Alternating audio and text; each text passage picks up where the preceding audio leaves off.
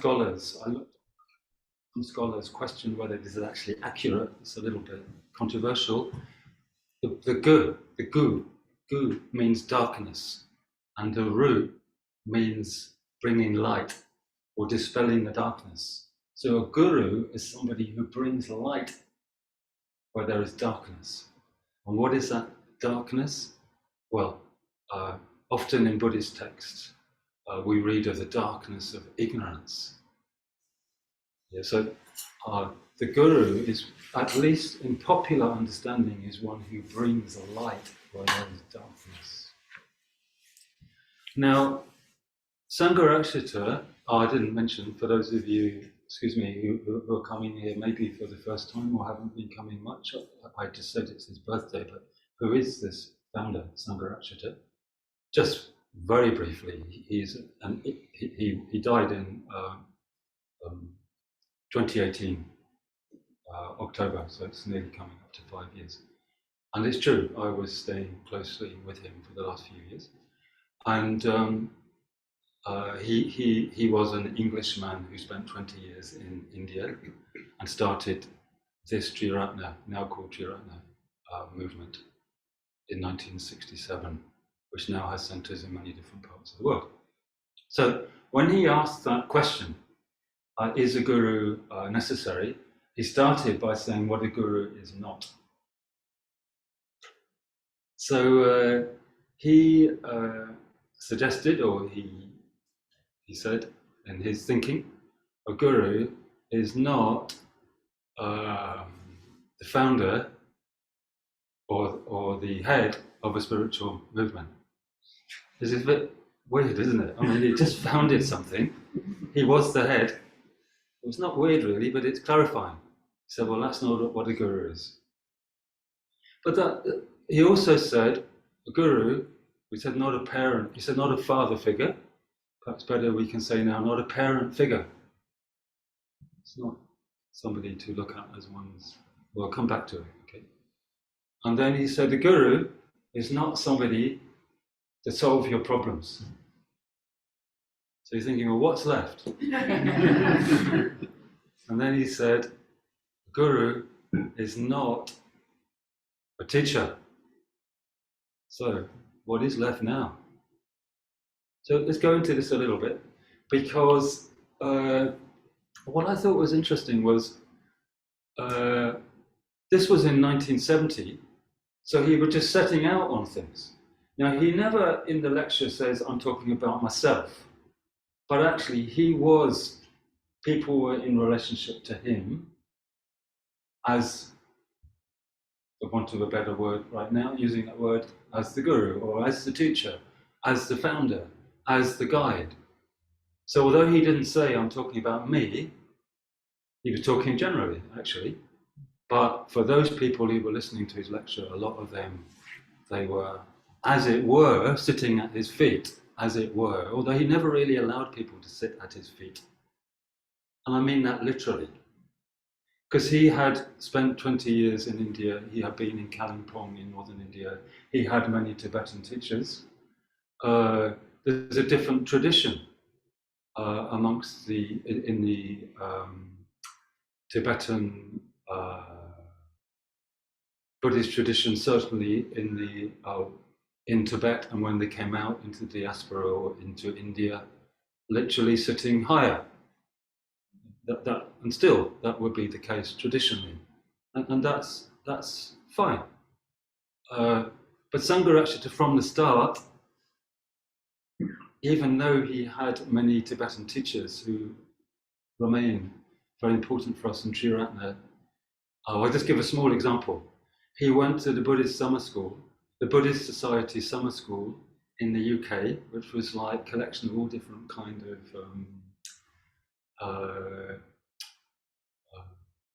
traditions. It was the London Buddhist Society. And not only when he gave a talk, he wouldn't have wanted to be sitting higher, but he shocked some because he was in robes. And instead of sitting with the robe people, he just went and sat with everybody. That kind of just gives a little image. That's what he wanted to do from the start. going to jump ahead a little bit, that he used to say later on, just think of me as a friend. In a way, I've given you like a little bit of where we're going. So is a guru necessary? What is a guru? But then that's quite important also, like what kind of friend? It's not a small thing. So yes, when he said the guru is not the head of a religious movement, I think one thing we can learn is the guru is not an authority figure.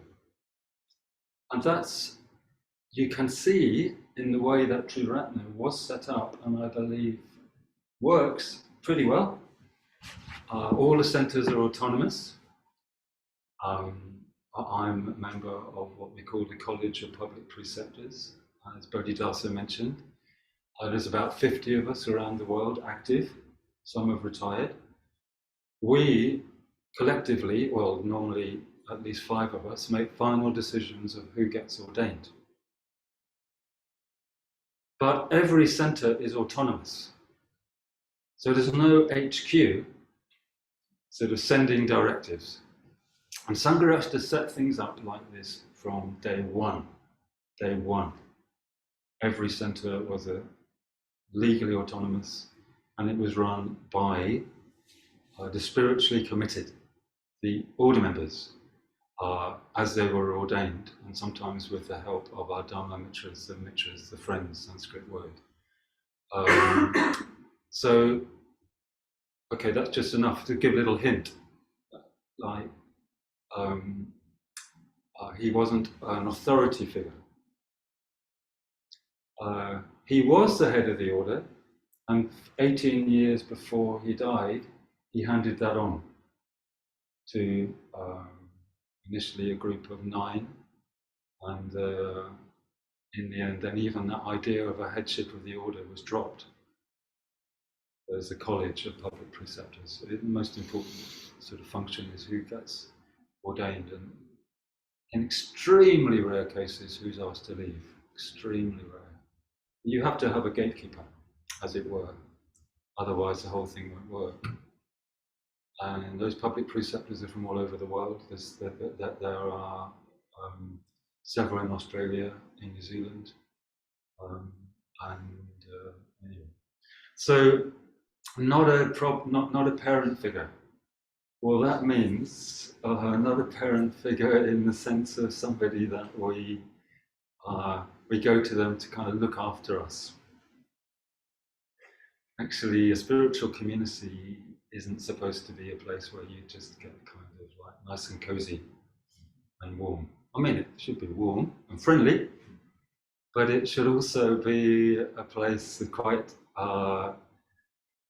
most important thing is where we can grow. So again, I'm going to give you another hint coming further on. That Sangharakshita, in one of his early lectures, actually given in New Zealand, he said, when you come into contact with a spiritual community, or a spiritual movement, a Dharma movement, in our case, Buddhist movement, it should be like receiving an electric shock. Okay? So it's like you come into contact, you meet, shock, wakes you up, maybe even turns one inside out, upside down. In fact, he used to love to say that if you're hanging upside down in the void, it's like the void is a kind of translation of emptiness, shunyata. You're in the right place. Probably, actually, that's a rather free rendering of what he said.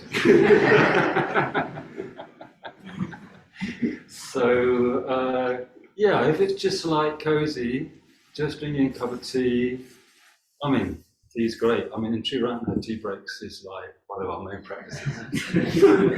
But if it's just too cozy, if you don't get a shock, continual shock, something's not working. You just go to sleep. So, and then not a problem solver. Not a problem solver. It's like, in a way, you can see these are all connected, these three, because the problem solver is, please, Guru, I have this problem. Tell me what to do. And in the lecture, Sangharakshita talks about his experience in India, that quite often people who treated the guru like that, they would bring a problem, or whatever the guru said, it wasn't the right answer. It's like their problem could not be solved. So I think that Sangharakshita learned pretty quickly, if he needed to learn, not to try to solve people's problems. And actually that's a good thing for all of us to know, because when you try to solve people's problems, if you make a suggestion and it goes wrong, they'll blame you. And anyway, it's very, very difficult to know what somebody else should do. So I mean, generally speaking, I'm becoming, well, in a way, we're talking about guru as though it's like one person. But actually, as we shall see, is a guru necessary? It's more like, do we need spiritual friends? And the spiritual friend isn't just somebody maybe at a great height or great distance from us spiritually, but it will need to be somebody quite close, maybe somebody just a little bit further ahead than us in certain ways. But I still want to come to like, in what way they might be a little bit ahead in certain ways, at least some of the time. We need them. So, yeah, not a problem solver, and not a teacher. And that's a quite curious one, isn't it? Because actually, we have, we soon, when this Sangharakshita's complete works is finished publishing, we will still soon have 27 volumes of his teachings. They're quite thick volumes, actually.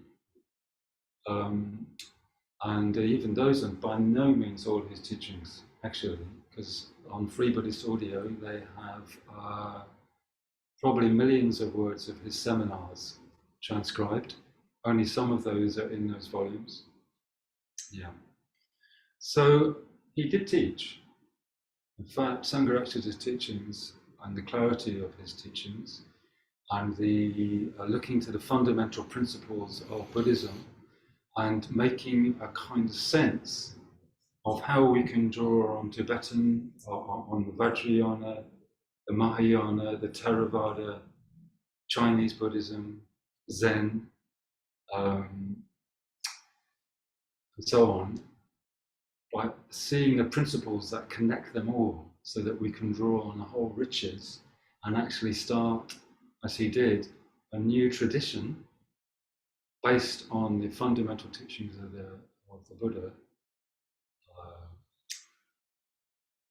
It required a lot of teaching and a lot of, so we have this in commentaries on different sutras and suttas and songs of Milarepa and so on. But fundamentally, a guru is not a teacher. Okay, so just in the few minutes remaining, I've given a few hints. Is a guru necessary? That's the question. So, I mean, when you go, if you would like to discuss in the group, you can ask yourself, is that a real question for you? Is a guru necessary? Now, a guru, think of a guru in the broadest possible sense, like a bringer of light into darkness. Yeah? The darkness of ignorance. Or you could say the darkness also of the other poisons, mental poisons of greed and hatred. Yeah? So the guru, if we're thinking, do we actually need one? Then we might think, well, what would they actually do? What would they do? What would they be for us? Well, in a way, I've already sort of given you dropped in the hints, haven't I? Well, you can relate this to and another different lecture that I was looking at just the other day. Sangharakshita talks about the true meaning of initiation. Initiation. Okay, so he had a number of initiations in the Tibetan tradition. which we benefit from, as sadhanas that order members practice, and so on. So, in an initiation in Tibetan Buddhist tradition, there's the idea of energy passing from the Lama, the Rinpoche, the Guru, to the disciple. So what actually happens there? Is some of their energy passed from one person to another, literally? Or is it more like they spark something off in oneself? And obviously, for that to happen, we have to be open and receptive. And also, we need to have access to some energy already. Because if we don't have energy, probably will be like a bit like a block of wood, and nothing will happen. Well, it's the same. Without going into a formal situation of a ritual initiation, when we meet somebody who is not necessarily formally a Dharma teacher in a formal sense, like giving teachings, but somebody who is practicing the Dharma, when we enter into communication with them, open. The communication is quite fundamental. For this passing of energy to happen, the Guru, well, in a way, that's called, order member, the ordained members here, as far as I know, don't call themselves gurus, do you? Of course you don't. Of course you don't. Of course you don't. And I come from the other side of the world. I don't know what you do. You could start. No. No way. And by the way, Sangharakshita never called himself a guru. He didn't use that language, but it's positive language, isn't it? Kind of, actually, but generally it sounds like something else. That probably sounds a bit sort of not so helpful. But most important thing is communication. Communication. So, and when I say the ordained members, but I can also actually say any of you who have some connection with the Dharma, whether it is a matter of weeks or months or years, you have something to give to others. So a basic principle is one has some understanding or some experience to share, could even say to pass on. And for that to happen, there needs to be communication. And that is the fundamental thing that we're looking at. So if you say, is a guru necessary? You could rephrase it, is communication necessary for the Dharma to be transmitted or to be understood? And what are the conditions required for that communication to take place?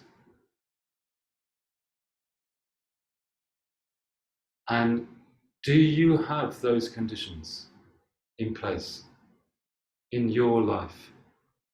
And what might you do to make those conditions more favorable? And would you like that? And if you had that kind of communication, what might happen? Do you think you might be happier? Do you think you might grow spiritually? Do you think that might be challenging? Do you think you might get a shock? Are you ready for a shock? Do you want a shock? What are you looking for? And what do you find when you come to the Sydney Buddhist Centre?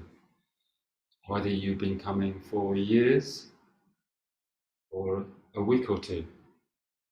What do you find? What are you looking for?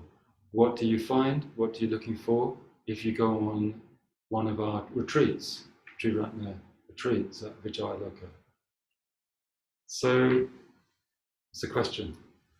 Is it a question for you? So also is a question, is this a meaningful question for you? Is a guru necessary? Or you can rephrase it, is a spiritual friend necessary?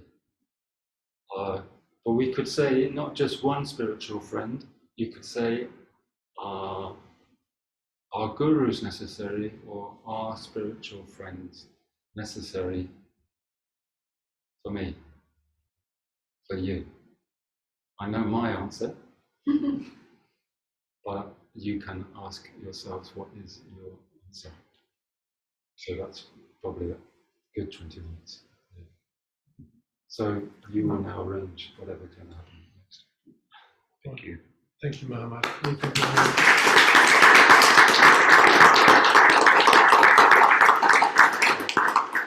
Fantastic. Manichita, would you like to